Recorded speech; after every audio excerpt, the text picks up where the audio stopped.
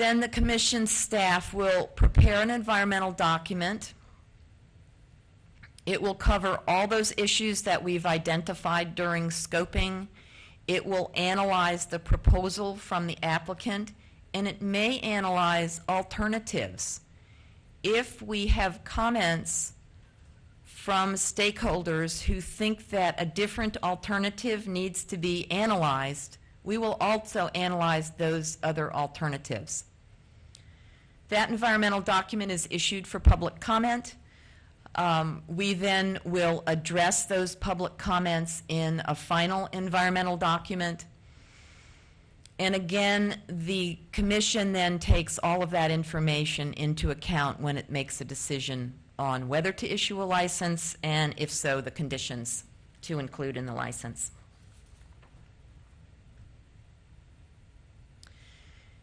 We operate under, our law is the Federal Power Act that both gives us the jurisdiction and tells us how the commission needs to act as it addresses environmental hydropower licensing projects. And it also tells us about what standard the commission needs to use when it makes a decision. And it's a multi-use standard. So basically, in deciding on whether or what to put in a license, the commission has to give equal consideration to power and environmental uses of the waterway or purposes of the project. I use environmental in the very broadest sense here. It certainly is the potential biological effects, but it would also be anything else. It would be recreational, it would be cultural, it would be public use, it would be any kinds of potential effects of that project will be addressed. And then after considering all of those uses, the commission needs to take an action that best serves the public interest.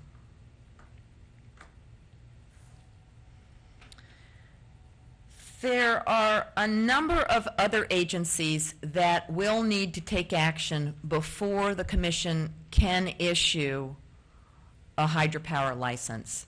And I've listed a few here. These are other federal laws that are under the purview of other agencies. Two of the main ones that we deal with in almost all projects. One would be the Endangered Species Act.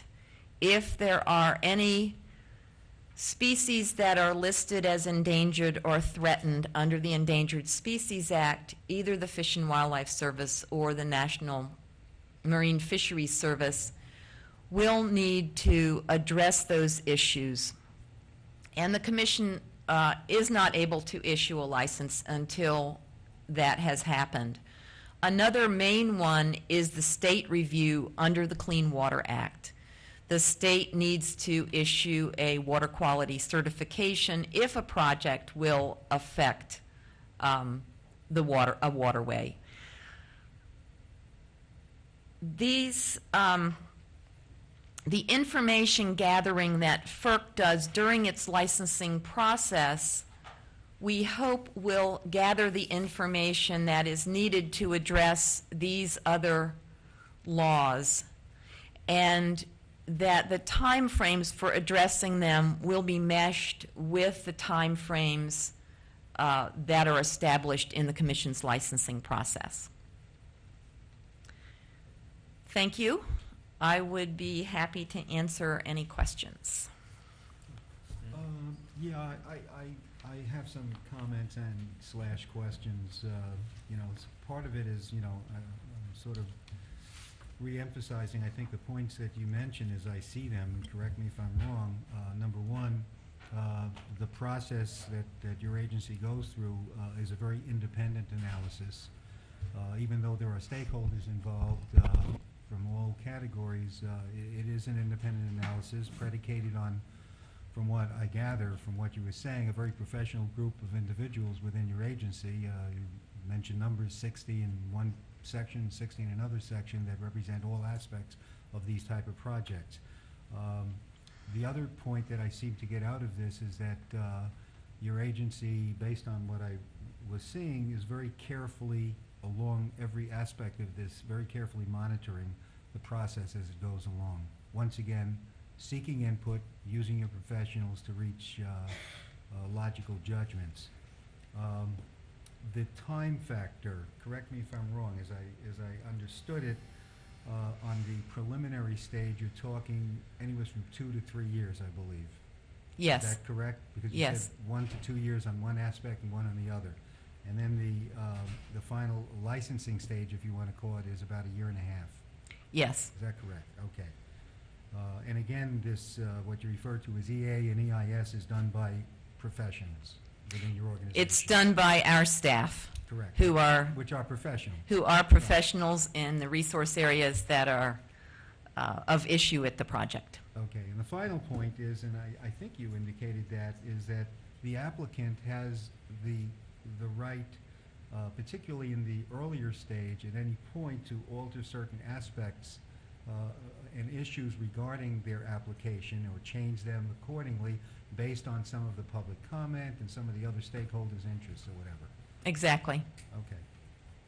That's all I basically, I just wanted to make sure I understood it correctly. That's correct. No, I think I have just a couple of questions. I really do think you've addressed everything that I asked to be addressed.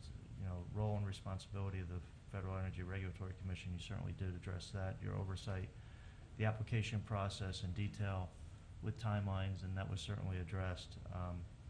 Requirements of the applicant, required testing and oversight. And this I didn't know, and I've had a number of conversations with representatives from FERC about the process, but where you indicated that there is public input and public meetings and what have you in relationship to different studies and how the process would move forward as far as studies and those requirements. So the public will have ongoing throughout the process an opportunity to voice their concern, be it environmental issues, aesthetic issues, or what have you. Yes. That June 1st cutoff really was just for an entity or an individual to make themselves known that they wanted to be a part of the process, but as the process continues to move forward, that doesn't bar anyone from the public from getting involved in the process at a later time. Precisely. Let me clarify one thing.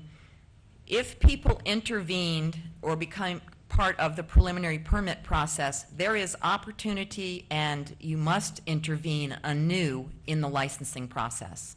Okay. And that will occur after the application is filed with the commission in that post-filing phase. So what we encourage is, during the pre-filing, we encourage the applicant to cast a wide net, is what we say. Cast a wide net, make sure you have everyone involved who has an interest in your project. The difficulty occurs if they don't, that we're going to have to repeat steps. So we encourage everyone to get involved early and to make sure they've laid their issues on the table so they can be addressed in the beginning. Once the application is actually filed, though, we will make sure it complies with our regulations. Then we will issue a notice and seek both interventions and formal comments. And that's a very important step in the process. Now, if a project gets to the point of conducting environmental impact studies and things like that, now I know here in New Jersey, our Department of